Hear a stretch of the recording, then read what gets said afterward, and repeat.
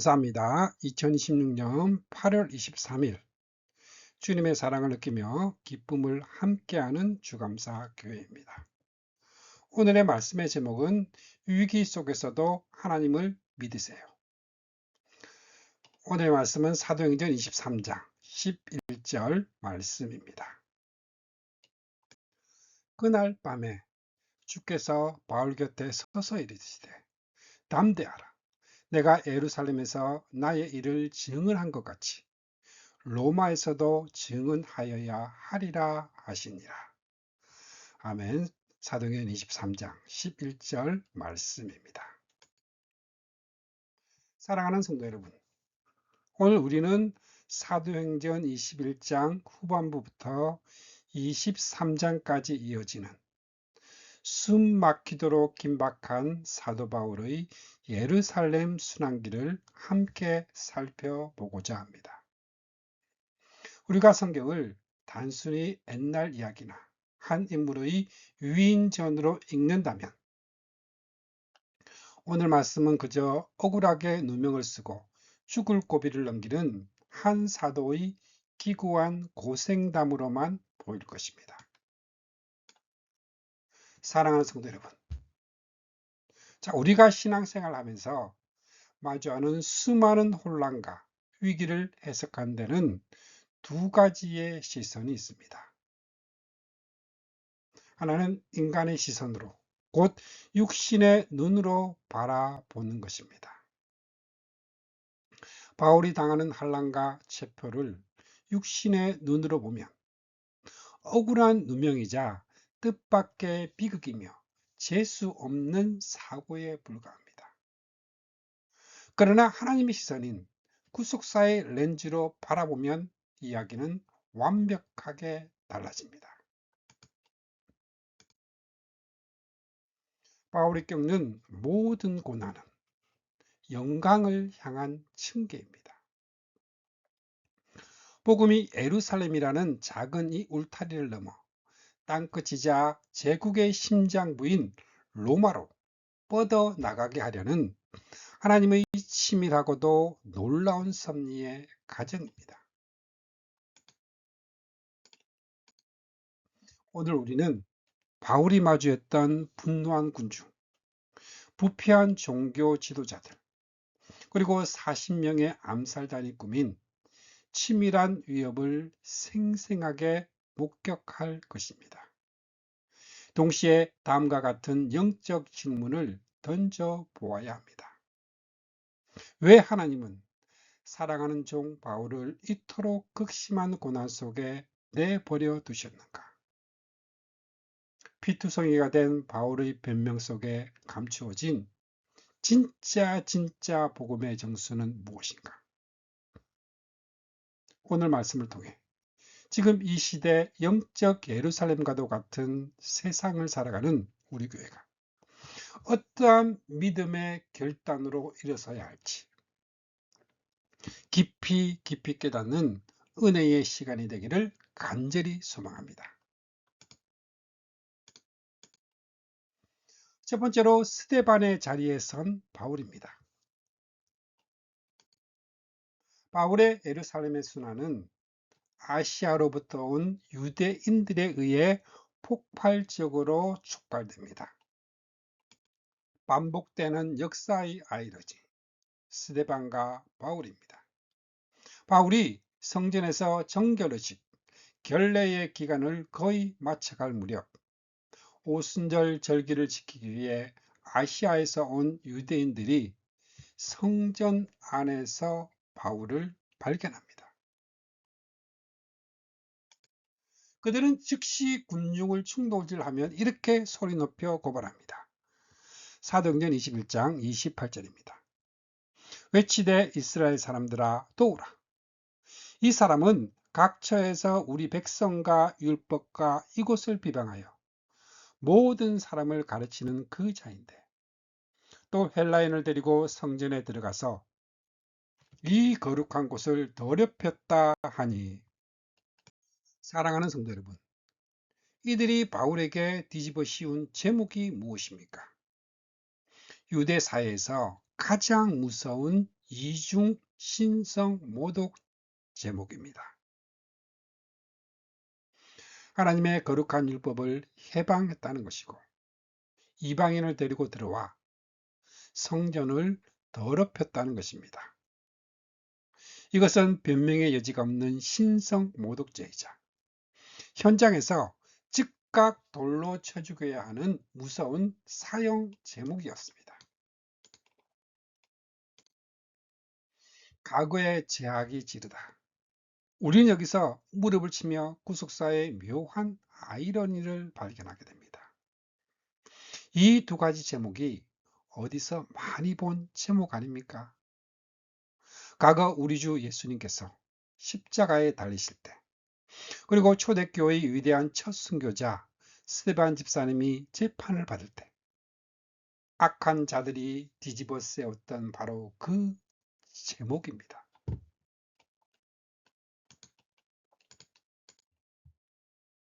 썩난 군중들에게 둘러싸여 끌려나가며 짓밟히고 있을 때, 자, 바울의 머릿속에는 과연 어떤 장면이 스쳐 지나갔을까요? 아마도 20년 전, 복음의 첫 증언자인 스데반을 죽이는 현장의 총책임자로서 피 묻은 옷을 지키며 살기 등등하게 서 있던 핍박자 바울. 바로 자기 자신의 과거, 그 과거의 모습이었을 것입니다.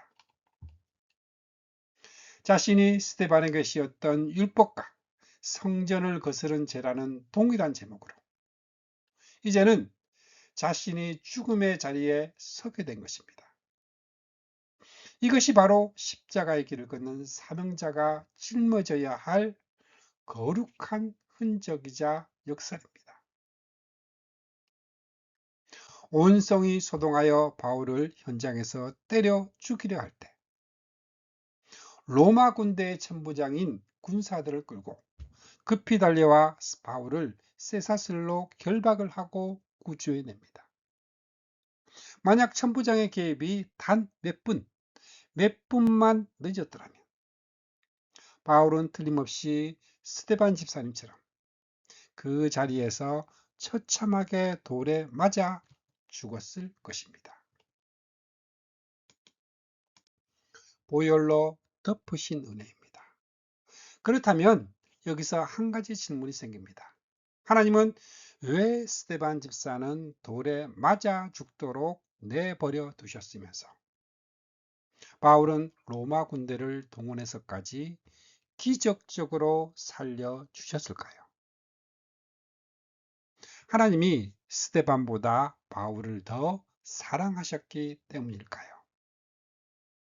결코 아닙니다. 하나님의 구속사적 목적과 시간표가 달랐기 때문입니다. 스데반 집사님의 순교는 핍박자 바울의 가슴에 복음의 거룩한 불씨를 심어 그를 회심하게 만들고 예루살렘에 안주하던 초대교회를 온 세계로 흩어 성교의 물꼬를 트기 위한 하나님의 주권적인 허용이었습니다.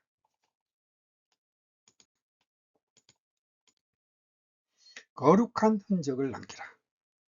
반면 바울에게는 아직 완수해야 할 사명이 남아 있었습니다.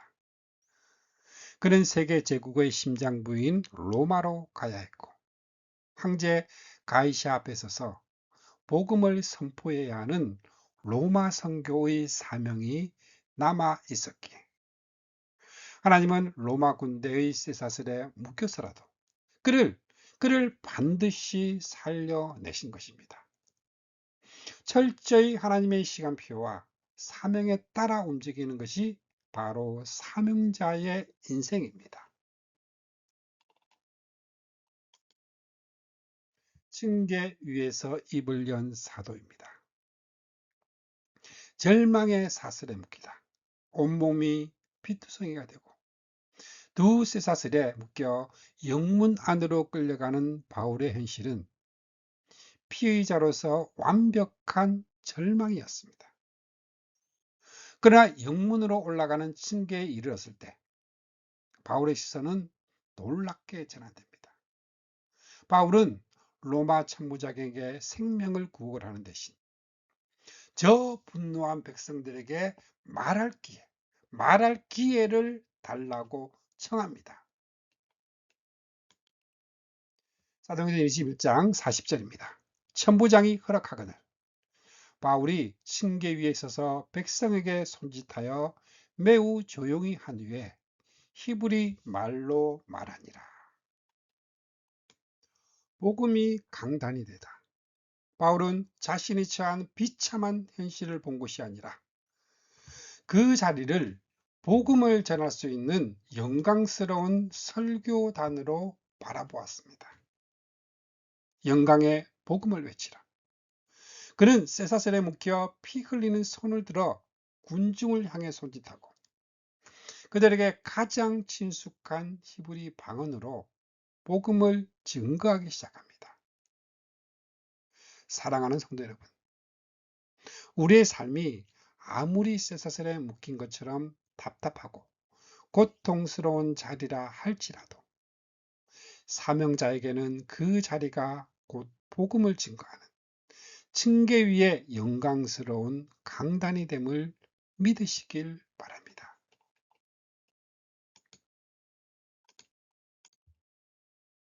두 번째는 무지를 깨우는 은혜의 빛입니다. 자, 바울은 이제 자신을 찢어 죽이려 했던 성난 동족들을 향해 입을 엽니다. 부형들아, 내 말을 들으라. 사도행전 22장 1절입니다.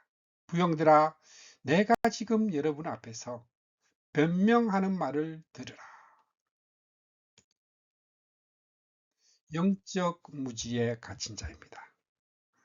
조금 전까지 자신을 잡아먹을 듯이 강분하여 덤벼들던 성난 무리를 향해 바울이 던진 첫 마디는 부형들아, 부형들아 였습니다.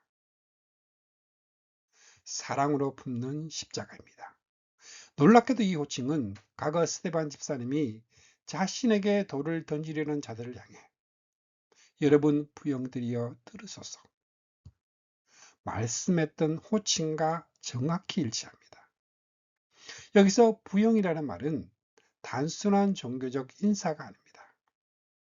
아버님들 그리고 내 형님들이라는 뜻으로 핏줄로 맺어진 민족과 가족을 부르는 가장 애절하고 혈통적인 표현입니다.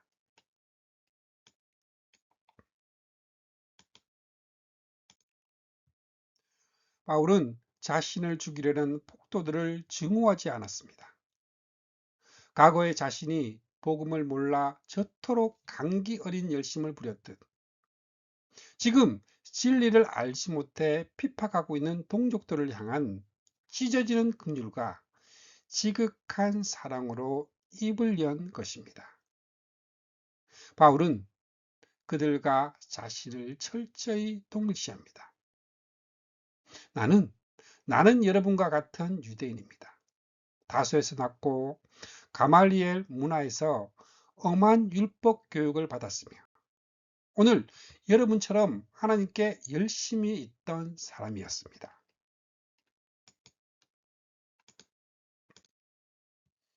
나도 이 복음을 핍박하여 사람을 죽이기까지 했고 대제사장과 모든 장로들이 그 증인입니다. 그러면서 바울은 다메섹 도상에서 만난 바울의 주님, 그 찬란한 빛의 시력을 읽고 엎드려져 사울아, 사울아, 내가 어찌하여 나를 핍박하느냐? 주님, 누구십니까? 나는 내가 핍박하던 나사렛 예수라 하셨던 그 전율의 순간을 생생하게 간직합니다. 원수를 향해 나아가시길 바랍니다. 이방인을 향한 구원 계획입니다. 아나니아를 통해 눈을 뜨게 된 바울은 이 모든 구속사적 사건의 배후에 계신 분을 이렇게 선포합니다. 사도행전 22장 14절입니다. 그가 또 이르되 우리 조상들의 하나님이 너를 택하여 너로 하여금 자기 뜻을 알게 하시며 그 의인을 보게 하시고 그 입에서 나오는 음성을 듣게 하셨으니. 자, 우리는 이 14절의 말씀을 사도행전 22장에서 가장 빛나는 구속사적 선언, 그 선언으로 붙잡아야 합니다. 닫힌 율법의 장벽들입니다. 자, 바울은 왜 굳이 우리 조상들의 하나님이라는 표현을 썼을까요? 유대인들의 근본적인 신학적 오해는 구약의 하나님은 믿으나 신약의 예수님, 이 예수님을 배척하여 벽을 세운 것입니다. 그들은 아브라함과 이삭과 야곱의 하나님은 믿으면서도 나사렛 예수님은 이단으로 배척했습니다. 그러나 바울은 명확히 선언합니다. 열방을 품으신 예수님입니다. 나를 택하여 예수님을 만나게 하신 분은 다름 아닌 우리가 섬겨온 우리 조상들의 하나님이십니다. 구약의 하나님과 신약의 하나님은 동일하신 한 분 하나님이시며 율법과 복음은 단절된 것이 아니라 동일한 구속사의 완성입니다.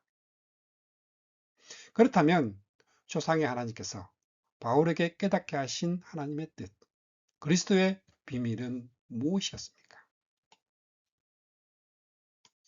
바울은 훗날 에베소서 3장 6절에서 이렇게 고백합니다. 이는 이방인들이 복음으로 말미암아 그리스도 예수 안에서 함께 상속자가 되고 함께 지체가 되고 함께 약속에 참여하는 자가 됨이라. 은혜의 통로가 되라. 만일 하나님께서 다메섹에서 이 은혜를 깨닫게 해주지 않으셨다면 바울 역시 스데반 순교 때처럼 저 밑에서 소리치는 군중들보다 더 분노하며 그리스도인들을 앞장서서 죽였을 사람입니다.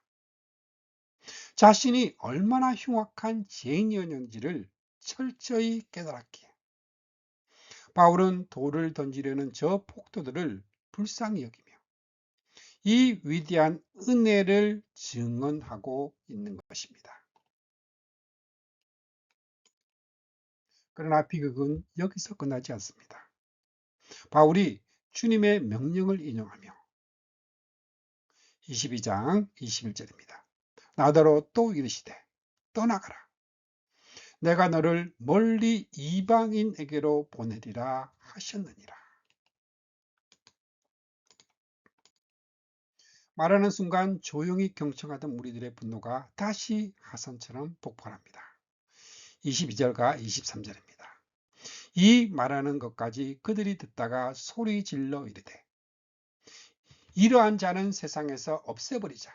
살려둘 자가 아니라 하여 떠들며 옷을 벗어던지고 티끌을 공중에 날리니. 군중은 왜 이렇게 강분했을까요?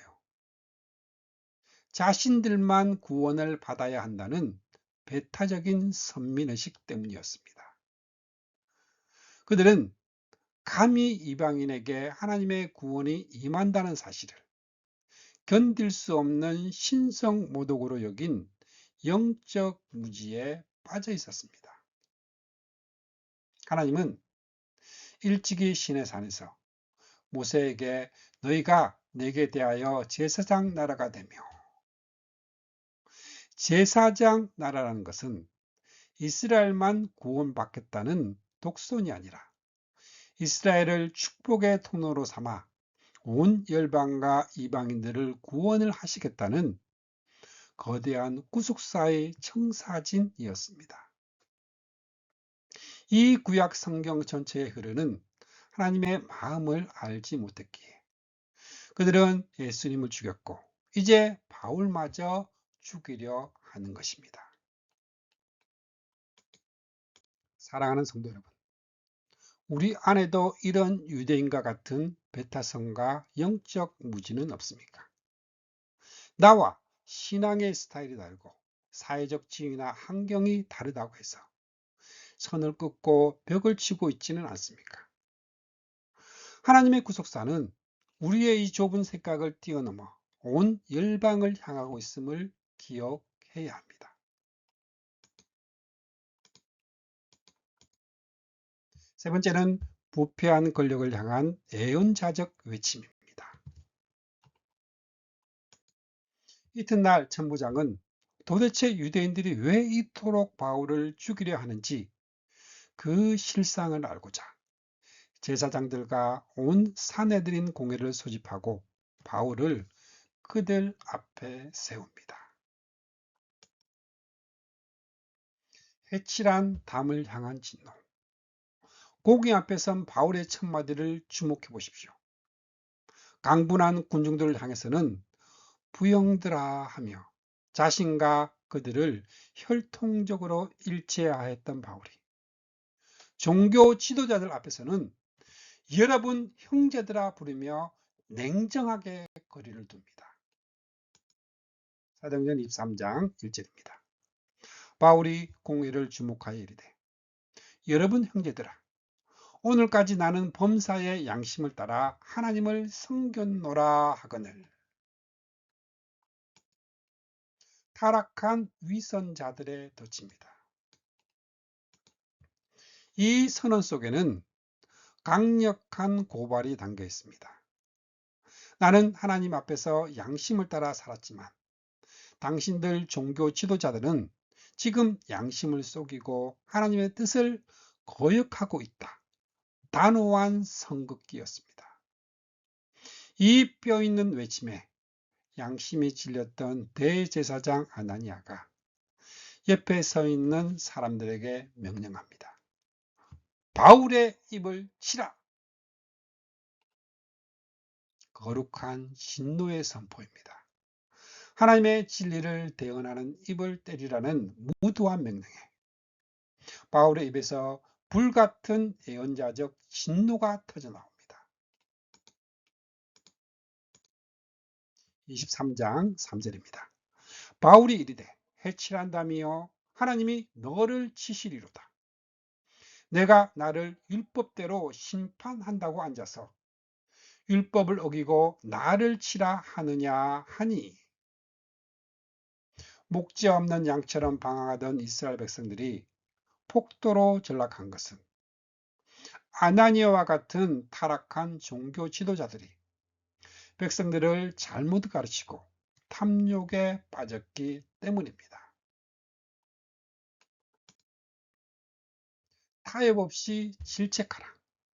자, 마태복음 23장에서 예수님이 바리새인들을 향해 해칠한 무덤이라 진노하셨던 것처럼 천국문을 가로막고 있는 그들의 제약은 여전히 지금도 되풀이되고 있습니다. 에스겔서 13장 10절의 그들이 내 백성을 유혹하여 평강이 없으나 평강이 있다 함이라.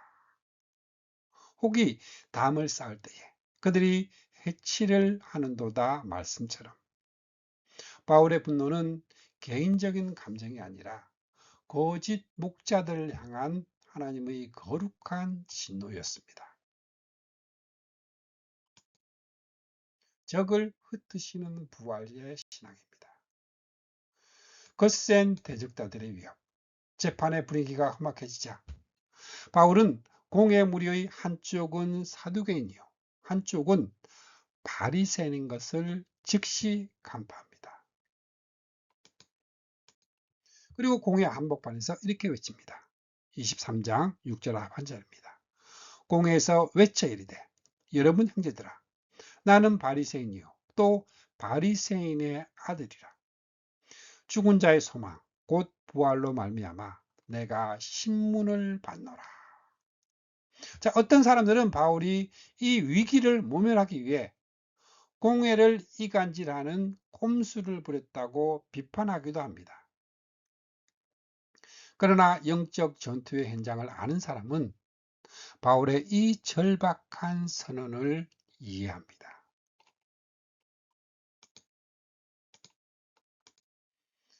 부활만이 참된 소망입니다.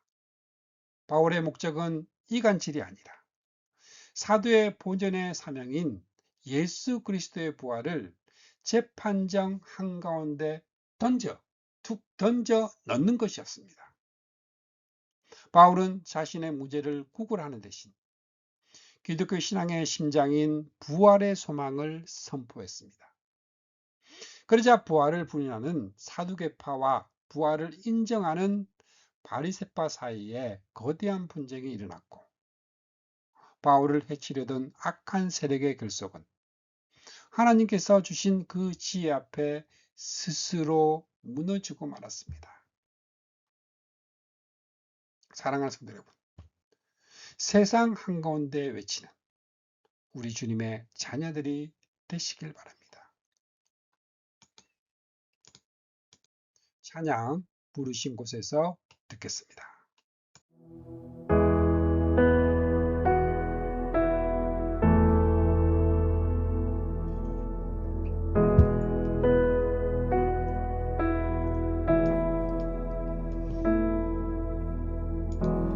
따스한 성령님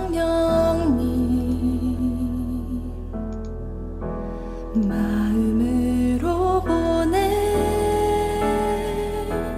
내 몸을 감싸며 주어지는 평안함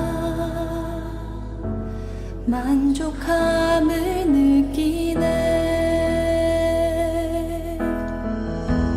따스한 성령님 마음으로 보내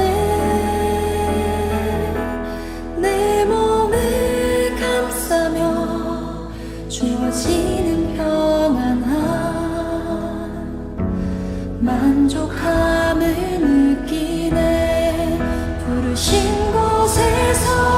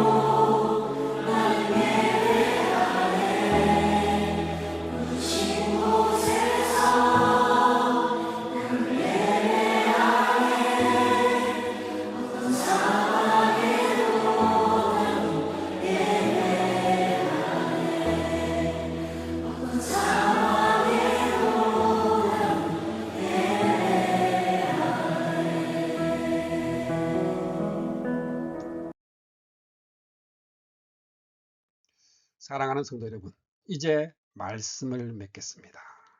음모를 뚫는 하나님의 열심입니다. 사도행전은 처음부터 끝까지 하나님의 분명한 계획을 향해 달려가는 책입니다. 그 계획은 무엇입니까? 사도행전 1장 8절에 오직 성령이 너희에게 임하시면 너희가 권능을 받고 예루살렘과 온 유대와 사마리아와 땅끝까지 이르러 내 증인이 되리라 하시니라. 사도행전에서 바울이 바라보았던 땅끝, 가시적인 최종 목적지는 바로 제국의 수도 로마였습니다. 바울이 로마에 가고자 한 것은 육신의 야망이 아니라 하나님께서 그의 마음에 심어주신 뚜렷한 구속사적인 비전이었습니다. 여기에 끝없는 사탄의 해방이 있었습니다. 그러나 하늘의 뜻을 이루기 위해 로마를 향해 전진하게 됩니다. 깜깜한 역전의 변곡점입니다. 사탄과 적대 세력은 바울의 로마행을 필사적으로 저지하려 했습니다. 공회 재판에 무산된 다음 날 유대인 40여 명이 결사대를 조직합니다. 23장 12절 하반절입니다. 바울을 죽이기 전에는 먹지도 않고 마시지도 아니하겠다 하고 그들은 길가에 매복하여 바울을 암살함으로써 그의 로마행을 원천 봉쇄하려 했습니다. 외롭고 두려운 어둠입니다. 로마 군형 감옥에 갇힌 바울에게 그날 밤은 외롭고 깜깜하며 두려운 밤이었을 것입니다. 바로 그때 오늘 말씀의 심장이자 사도행전 23장의 최고 절정인 11절의 음성이 깜깜한 감방 안에 울려 퍼집니다. 사도행전 23장 11절입니다. 그날 밤에 주께서 바울 곁에 서서 이르시되 담대하라. 내가 예루살렘에서 나의 일을 증언한 것 같이 로마에서도 증언하여야 하리라 하시니라. 주님이 곁에 서시다. 할렐루야. 이것이 바로 우리 주님의 위로요 구속사의 궁극적인 보장입니다. 담대하게 일어서십시오. 만일 하나님이 우리를 위하시면 누가 우리와 맞설 수 있겠습니까? 섭리의 저울, 40명의 암살당과 470명의 로마 군대. 하나님께서 로마행을 보장하시자 어떤 일이 벌어집니까? 생명을 노리는 암살단. 바울을 죽이기 전에는 안 먹겠다고 호언장담한 유대인 암살단은 40명이었습니다. 그러나 하나님은 바울의 생부의 조카, 외조카를 통해 이 암살 음모를 천부장에게 폭로하게 하십니다. 이에 천부장이 청년을 보내며 이르되 사도행전 23장 22절과 23절입니다. 이에 천부장이 청년을 보내며 경계하되 이 일을 내게 알렸다고 아무에게도 이르지 말라 하고 백부장 둘을 불러 이르되 밤 제3시에 가이사라까지 갈 보병 200명과 기병 70명, 창병 200명을 준비하라 하고 무려 470명의 정예 로마 군대를 동원하게 하십니다. 천군 천사로 지키시다. 40명의 암살 시도는 한낱 휴지 조각처럼 박살났습니다.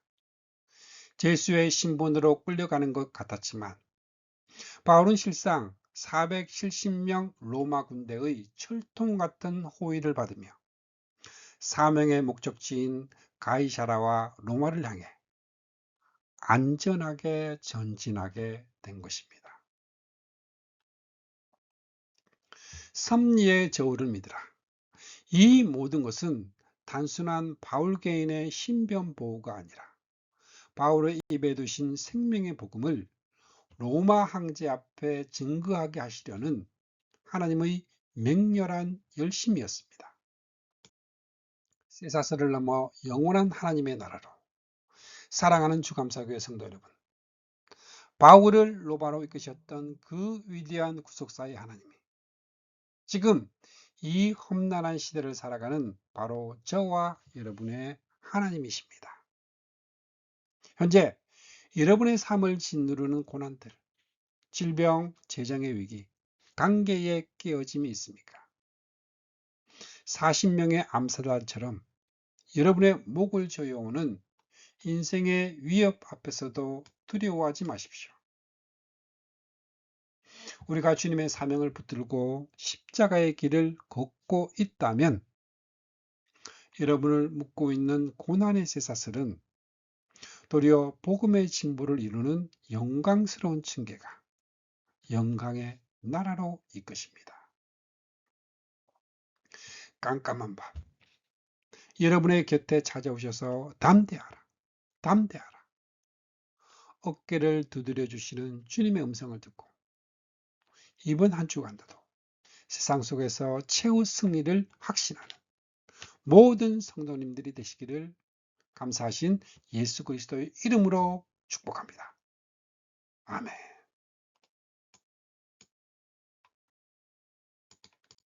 함께 기도하시겠습니다. 역사의 주권자이시며 구속사를 완벽하게 완성해 가시는 전능하신 하나님 아버지, 분노한 군중 앞에서도 권력에 취한 종교 지도자들 앞에서도 굽히지 않고 십자가와 부활의 복음을 선포했던 사도 바울의 발자취를 보게 하시니 감사합니다. 스데반의 죽음과 바울의 결박이라는 인간의 비극 속에서도 로마를 향해 복음의 지경을 넓혀가시는 하나님의 위대하신 섭리를 찬양합니다. 주님, 우리 주감사교회 성도들이 세상의 거센 비난과 환난의 쇠사슬에 묶일지라도 그 자리를 원망의 자리가 아닌 복음을 전하는 층계로 삼게 하여 주시옵소서. 우리의 편협한 영적 무지를 버리고 이방인을 품으셨던 조상의 하나님의 넓은 가슴을 우리도 품게 하옵소서.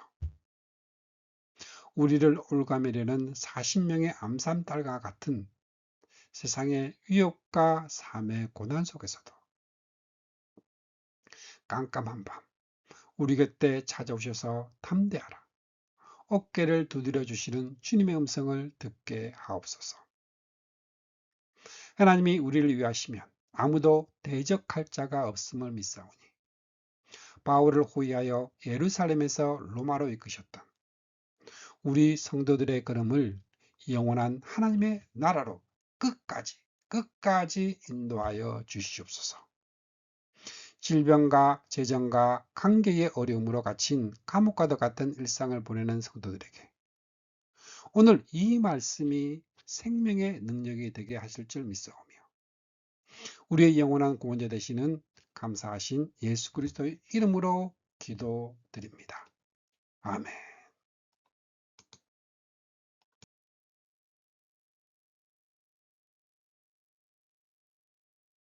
축복합니다. 지금은 우리를 구원해 주신 주 예수 그리스도의 은혜와 하나님 아버지의 거룩하신 사랑과 날마다 우리를 승리하게 하시는 성령님의 역사가 오늘 함께한 주님의 백성들에게 영원토록 함께 있기를 주님의 이름으로 축복합니다.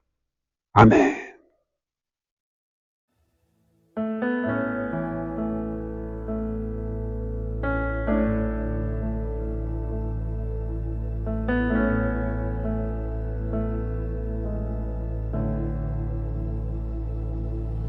날이 저물어 갈 때 빈들에서 걸을 때 그때가 하나님의 때 내 힘으로 안 될 때 빈손으로 걸을 때 내가 고백해 여호와 이래 날이 저물어 갈 때 빈들에서 걸을 때 그때가 하나님의 때 내 힘으로 안 될 때 빈손으로 걸을 때 내가 고백해 여호와 주가 일하시네 주가 일하시네 주께 아끼지 않는 자에게 주가 일하시네 주가 일하시네 신뢰하며 걷는 자에게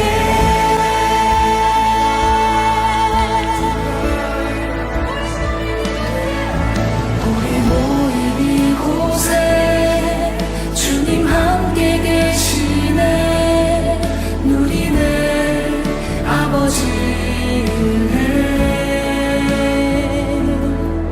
적은 떡과 물고기 내 모든 걸 드릴 때 모두 고백해 여호와의 주가 일하시네 주가 일하시네 주께 아끼지 않는 자에게 주가 일하시네 주가 일하시네 신뢰하며 걷는 자에게 주가 일하시네 주가 일하시네 주께 아끼지 않는 자에게 주가 일하시네 주가 일하시네 신뢰하며 걷는 자에게